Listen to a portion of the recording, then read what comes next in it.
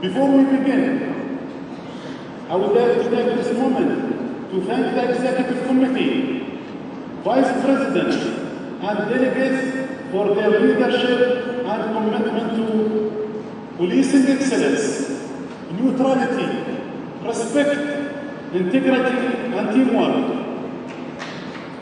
Over the past 3 years, the Executive Committee engaged in constructive, productive discussions across key areas central to the organization's mission.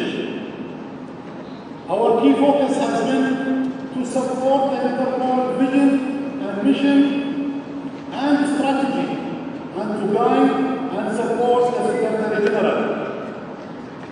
I would also like to thank the Secretary General, Jürgen Stock, for his service to Interpol.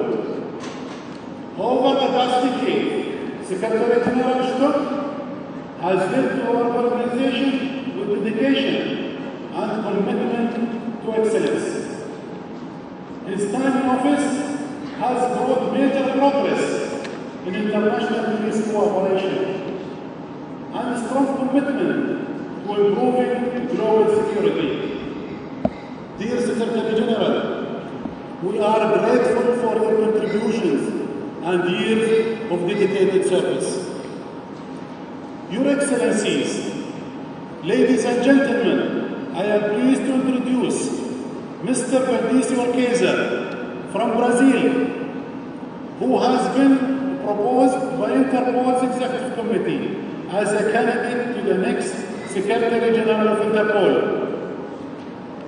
Should his candidacy be endorsed by the General Assembly, Mr. Keir would become the first Secretary General from Latin America in our organization's history. Mr. Keir represents the future of Interpol, a diverse, tech-forward organization committed working with its 196 member countries to ensure a safer world for all. His leadership will be key to foster an inclusive environment where voices from all regions are heard. Mr. Keir, we are pleased to have you by our side today. Excellencies,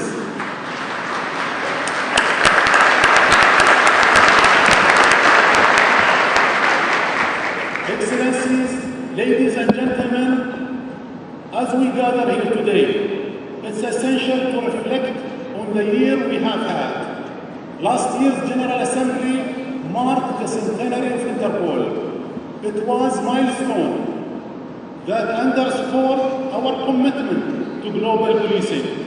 The centenary celebration were not just a commemoration of our past achievements, but also a confirmation of our dedication to evolving and updating and adapting the changes of modern-day policing. During the last General Assembly, we took significant steps to shape the future of the organization.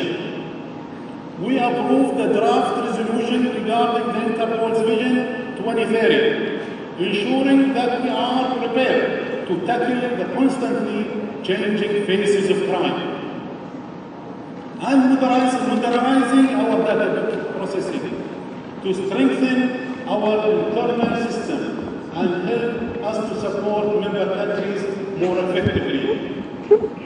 We also approved resolutions to enhance our operational and strategic partnership with member countries and partner agencies. Ladies and gentlemen, the criminal landscape continues to evolve, and we must stay ahead of it. From the rise of organized crime, to drug trafficking and terrorism, to climate change and migration challenges, our ability to adapt and innovate is crucial. This year's General Assembly presents an opportunity to member countries to engage in fruitful conversation, share intelligence, and enhance collaborative strategies. Ladies and gentlemen, the Executive Committee sets principles and measures to achieve the organization's goals, review and approve the annual activities and financial policy, and provides guidance between assembly sessions. Cross-border collaboration is one of the pillars of our efforts, and it's the only through working together that we can effectively combat transnational crime.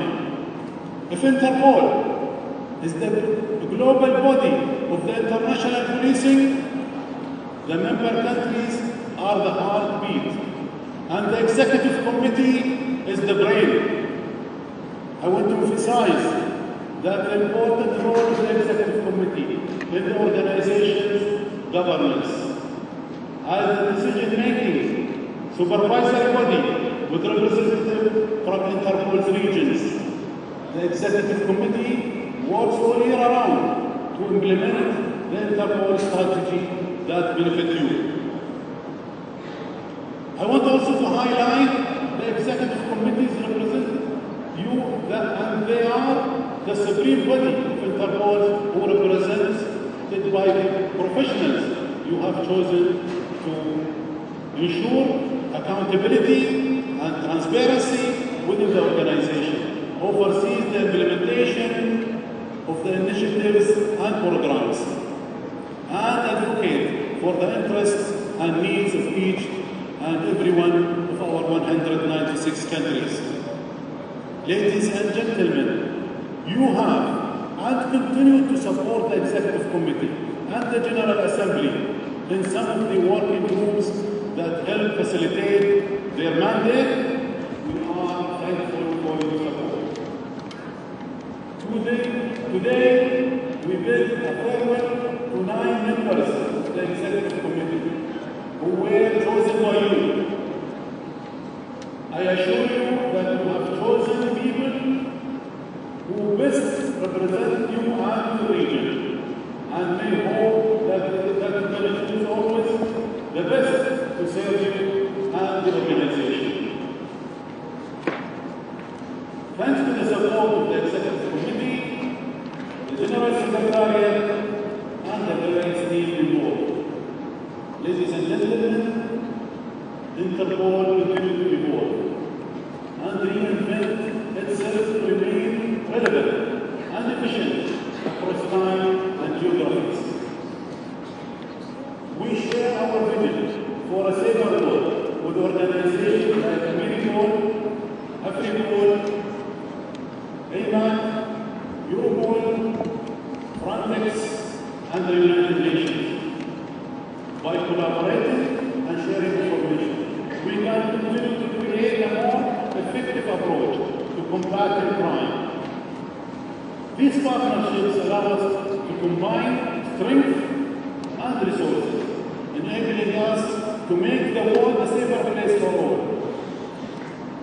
Since my election, I have worked with my Interpol peers to develop and deploy and enhance solutions to better support law enforcement personnel around the world.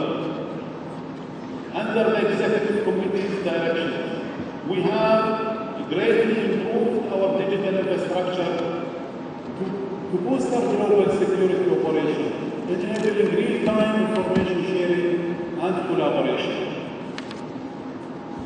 Our secure global police communication system, including the Interpol Metaverse and other tools that, like the AVA, Interpol's artificial intelligence tool, are available to support operations and capacity building.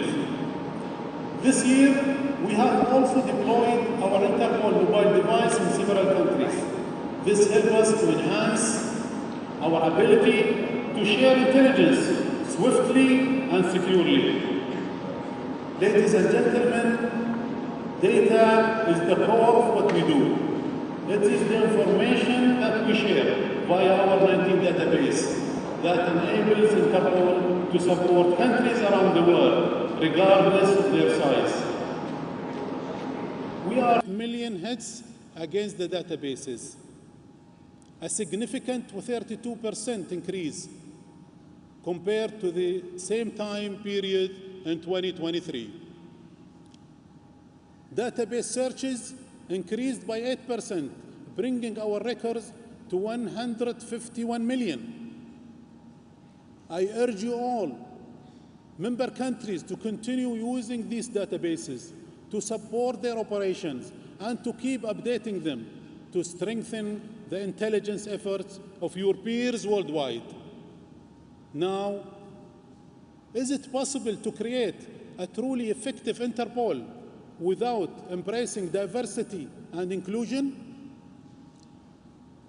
How can we future-proof our organization without fully reflecting the diversity of our global membership? This question drives our commitment to inclusion and representation. With the support of the Executive Committee, we have worked tirelessly to prioritize diversity and inclusion. Our experience has shown that our commitment paying off. No more than ever, it's crucial to foster a more inclusive and effective Interpol to not only future-proof the organization, but also to create a safer world. Since my election, I promised during my campaign, Interpol has prioritized diversity and inclusion, reflecting its global membership of 196 countries. Financial assistance for secondment has been implemented to support officers from underrepresented countries. Today, I am proud to say that diversity at our headquarters has grown from 108 nationalities in 2021 to 134 in 2024, with a more balanced distribution of managerial positions globally. Additionally, the Executive Committee approved Interpol's Excellence Award to acknowledge and promote your achievement. Ladies and gentlemen, allow me to highlight a few of our collective achievements from the past year. In 2024, Interpol made a significant progress in our operations. Over the past 3 years, Interpol has carried out 208 global police operations. Just last year, operation led to the arrest of 18,000 suspects, the seizure of 244 tons of drugs with $5.8 billion and more than 10,000 illegal weapons, and illegal medical equipment worth over $560 million. Operations also led to the dismantling of 20 organized crime groups that recovered over $406 million from all of their activities, and almost 7,000 bank accounts and 52 crypto wallets frozen from just one operation. Of course, none of these achievements would have been possible without you. I would like to extend my deepest gratitude to the brave women and men in this room and across the world who have dedicated their lives to protecting civilians. We are thankful for you and for your service. Ladies and gentlemen, Interpol here to serve all of its member countries. We are here to support everyone. No country is too big or too small. No country is rich or too poor. We are all equal. We are here for everyone and for you. Thank you, merci, gracias, and shukran.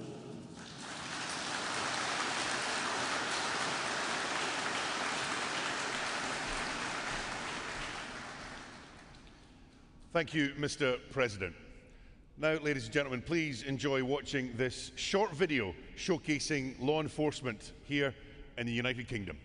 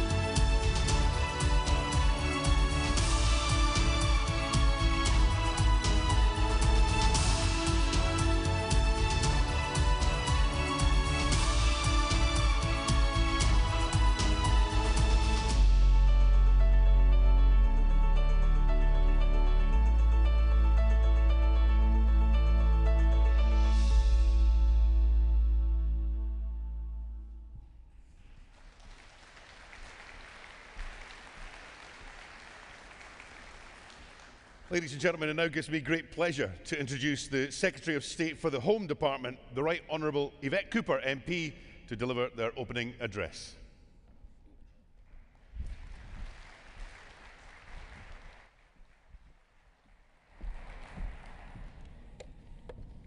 Thank you very much. Good morning, and thank you, Mr. President, for your opening words.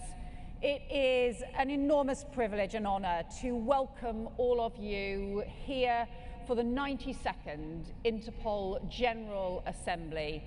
And it is a pleasure to welcome you to the magnificent and historic city of Glasgow. And let me thank our hosts for all of the work that has gone into facilitating this hugely important event.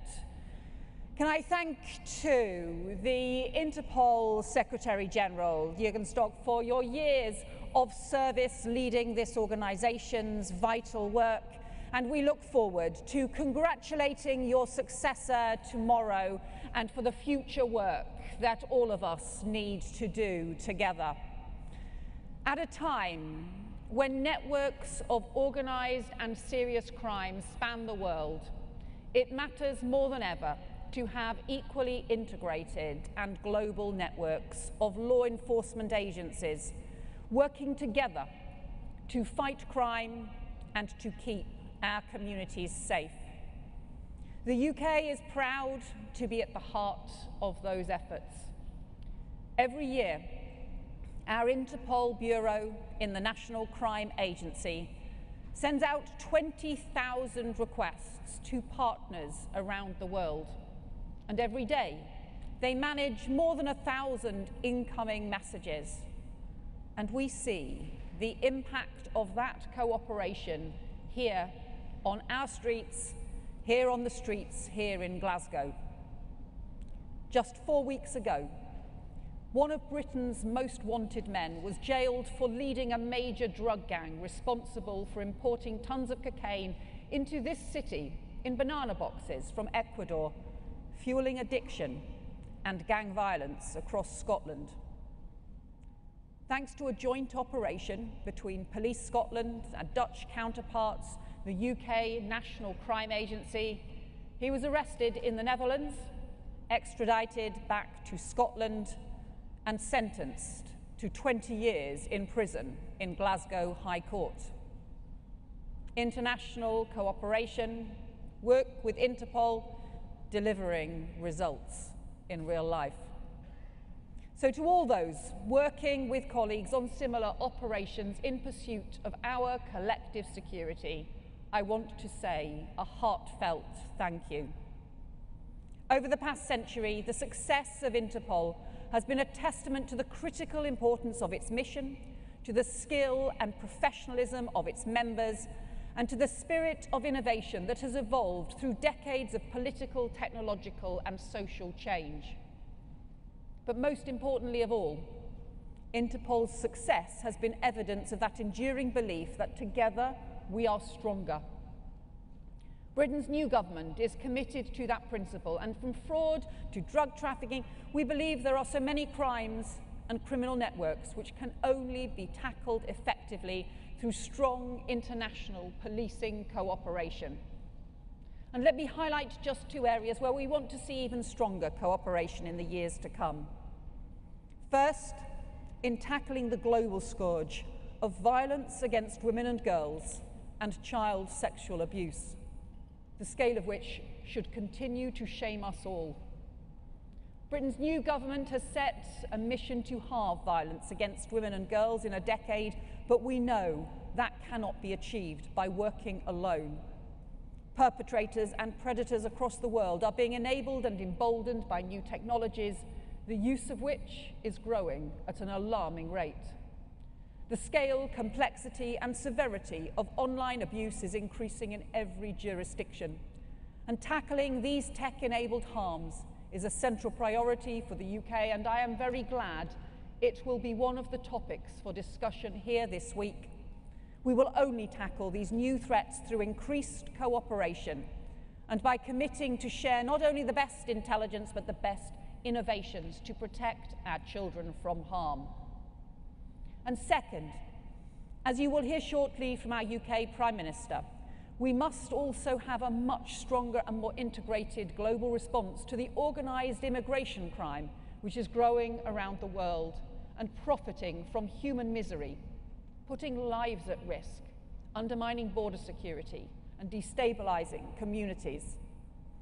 Here in the UK, our new Border Security Command is leading the fight against the criminal gangs who every week are crowding vulnerable people into flimsy dinghies on the coast of France, leaving dozens this year to drown or be crushed to death as they attempt to cross the Channel. But we know those gangs operate not just on our shores, but all across Europe and beyond, a network of exploitation stretching around the globe. So we are drawing up new agreements with our neighbours to strengthen law enforcement, disrupt supply chains, break the business models of the gangs, and to bring offenders to justice. Because we know that the best way to strengthen UK border security is to work in partnership with other countries, tackling the shared threats we all face and preventing the growth of this transnational organised crime. On this issue and on so many others, the challenges we face may vary from nation to nation, but the dangers are becoming ever more interlinked. The lines between different threats are increasingly blurred. And thanks to modern technology, the ability of crime groups to operate internationally has never been greater. No single state can tackle these threats in isolation. International security and domestic security are two sides of the same coin. So that is why Interpol remains integral to public safety in every one of our countries. That is why, under this government, Britain will always be an active partner and committed friend as we seek to make the world safer to all, and we thank all of you for being part of these efforts this week. And we are fortunate to be led in our efforts in the UK by a Prime Minister who has spent many years leading national and international work to enforce the law, prosecute criminals, and keep our communities safe.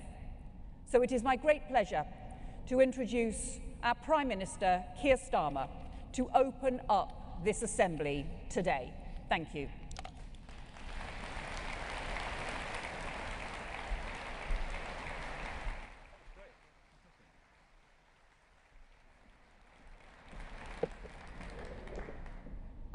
Thank you, Yvette.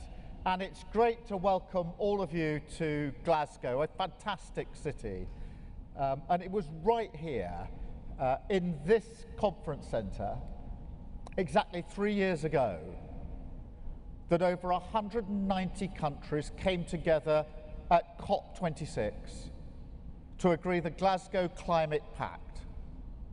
That was the first global commitment to phase down the use of coal, and a vital step in the fight against climate change, a challenge that no country can meet on its own. So it's fantastic that once again today we have over 190 countries here working together to meet another global challenge, the threat of serious organised crime.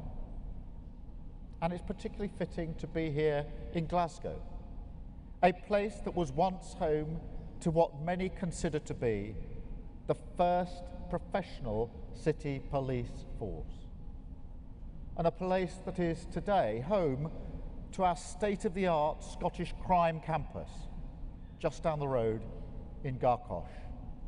18 different organisations working together under one roof, cooperating for a common cause. Precisely the kind of cooperation that is so essential to the missions of my government. The foundation we rest everything upon: greater security for our people. Security rooted in our values, in respect for human rights, and upholding the rule of law. Now, I was a prosecutor myself. I served as the Director of Public Prosecutions in England and Wales. Not here in Scotland. We're a complicated set of arrangements across these countries. But what we know from being a country of 4 nations. What I know from having served in that role, having seen the complexity of operations that fight organised crime firsthand, is that crime is global, criminals do not respect borders, and so I want to start today by thanking you, all of you here in this conference centre, and the thousands that you represent. Those who serve in police, in intelligence and security services right across the world. Because too often, what you do goes unrecognised, some of it necessarily unknown. But just look at some of the operations that we can talk about. They tell the story. The UK working with the US and Ecuador to seize 19 tons of cocaine. The global identification of over 40,000 victims of child sexual abuse online, and more than 70 countries working together to save them.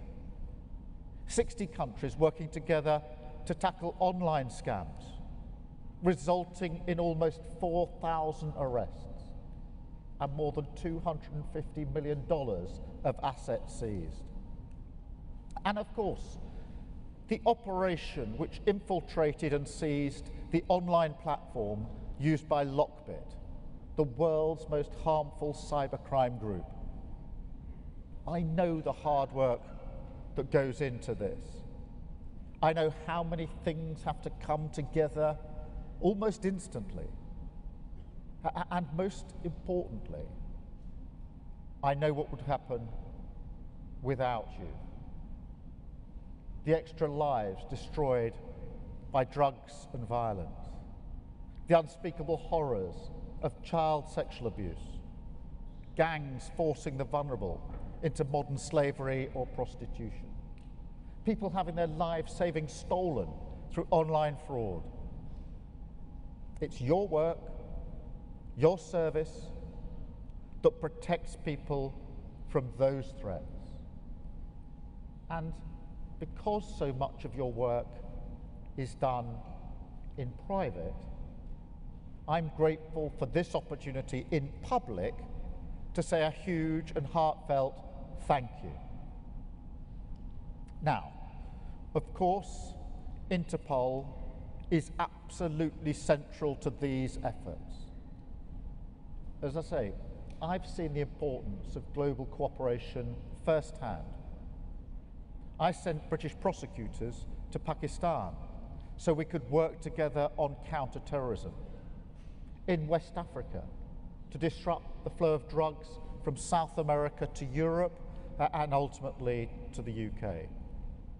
So I understand the power of what Interpol does and why the UK makes great use of those resources, handling thousands of inquiries every week from around the world, from intelligence sharing to managing direct threats to life.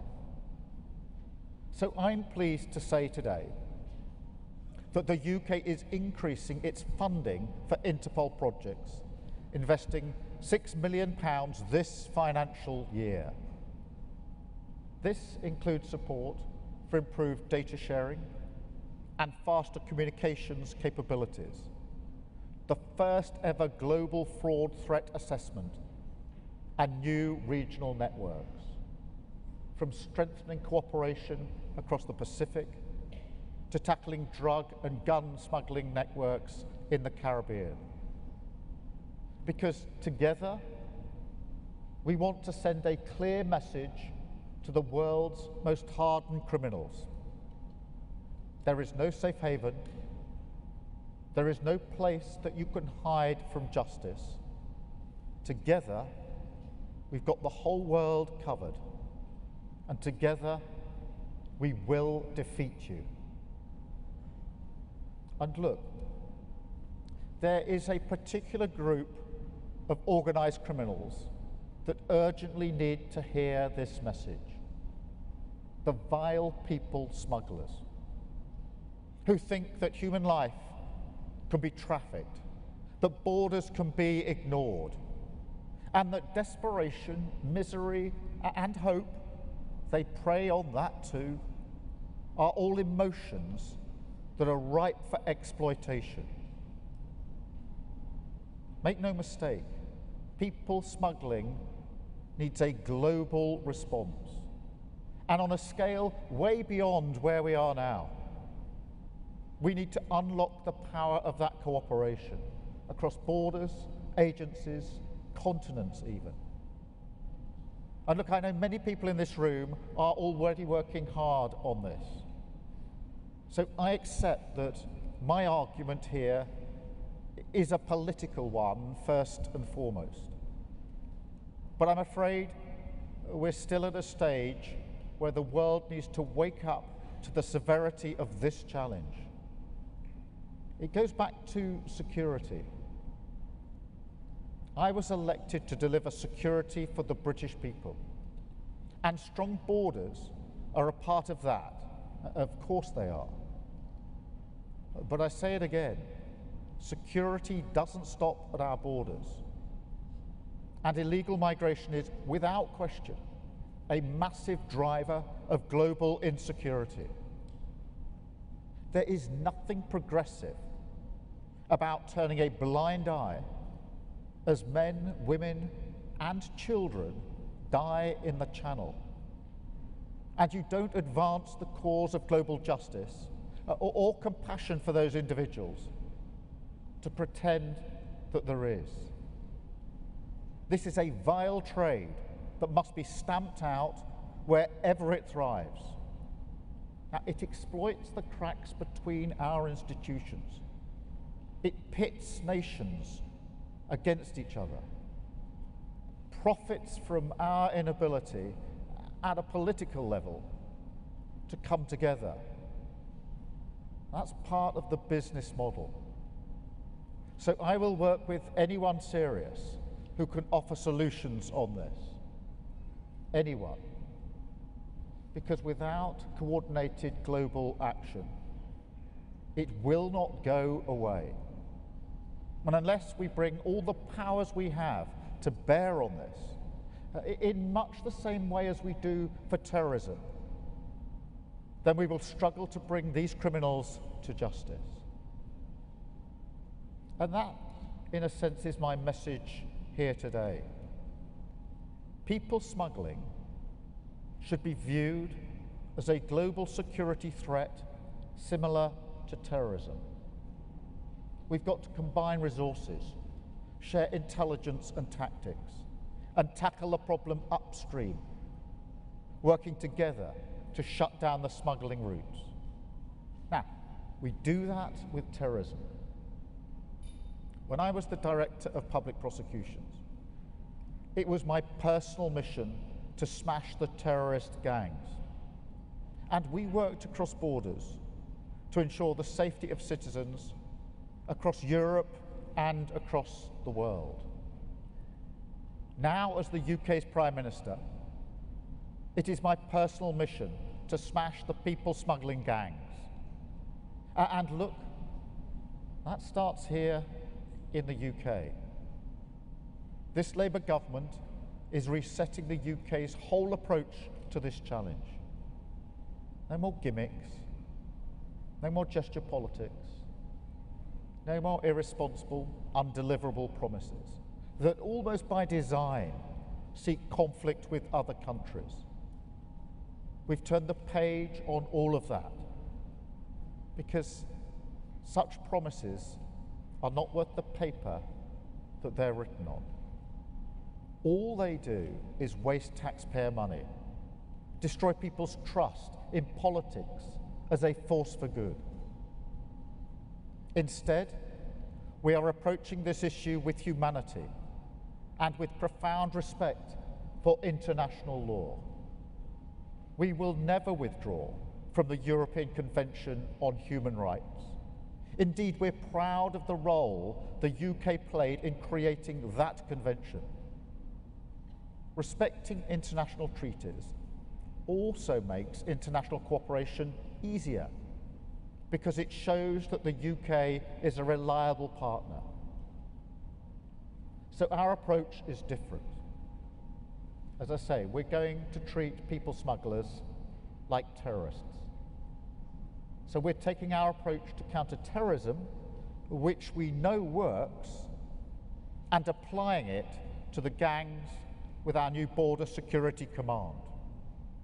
We're ending the fragmentation between policing, border force, and our intelligence agencies, recruiting hundreds of specialist investigators, the best of the best, from our National Crime Agency, Border Force, Immigration Enforcement, and the CPS and our intelligence agencies, all working together. We're making border protection an elite border force. And not just within our country. We're also working together with international partners, sharing intelligence and tactics. Earlier this year, I visited the headquarters of our National Crime Agency. I saw firsthand the ways we're already collaborating and what it takes to intercept, to disrupt, and destroy these networks. There are so many tools at our disposal. We can seize their phones at the border, identifying and tracing smugglers, wiring payments. We've already trained sniffer dogs to detect the smell of dinghy rubber, and working with Bulgaria, stopped more than 100 small boats upstream long before they made it to the channel.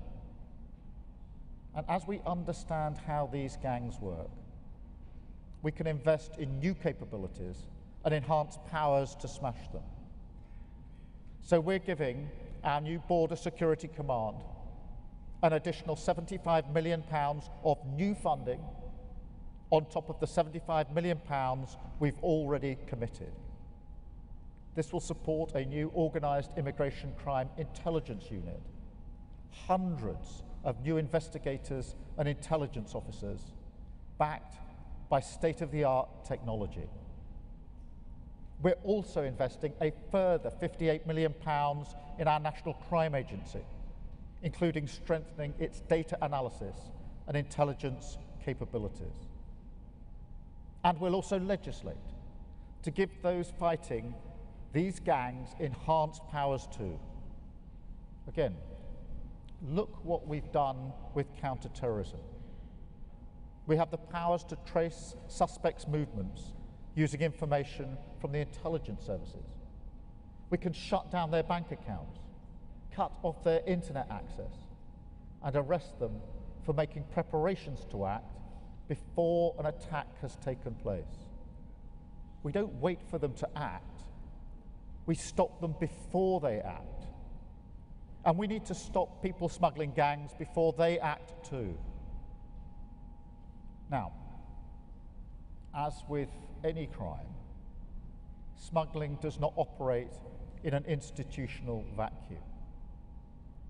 So we also need to rebuild our broken asylum system, process claims swiftly and humanely. That will make law enforcement's job much easier. So we're putting hundreds of additional people into asylum casework. Overall returns since this government came to office are now 9,400. That's up almost 6,000 since the end of August. Enforced returns are up almost a fifth on the same period last year. And returns of foreign national offenders are up 14%. But look, the only way to defeat this vile trade and save lives is to stop people being smuggled here in the first place. And that means doing everything possible to deepen our cross-border cooperation. So international agreements matter. We have to use every tool that we have, operational, diplomatic, political, to join up our response. President Macron and I have already agreed to increase intelligence sharing and do more to dismantle smuggling routes further upstream.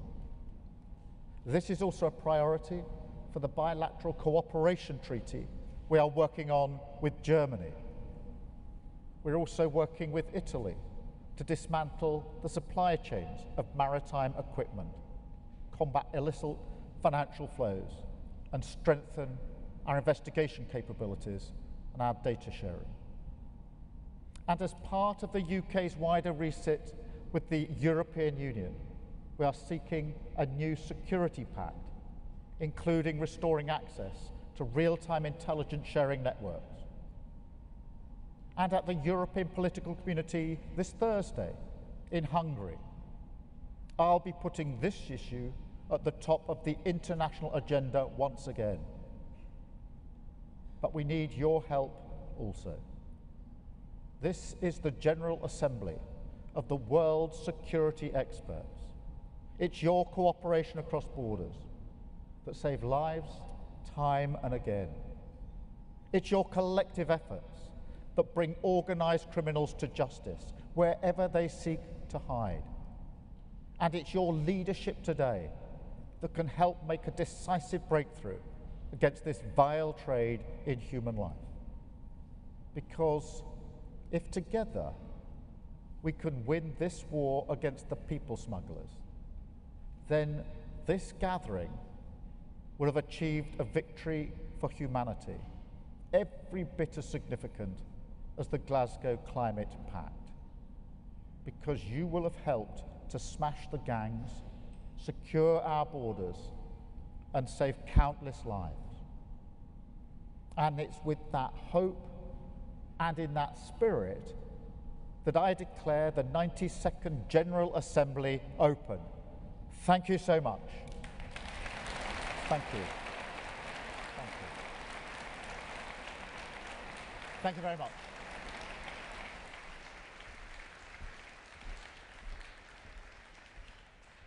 Thank you, Prime Minister, the Right Honourable Sir Keir Starmer, KCB MP, and also to the Secretary of State for the Home Department, the Right Honourable Yvette Cooper MP.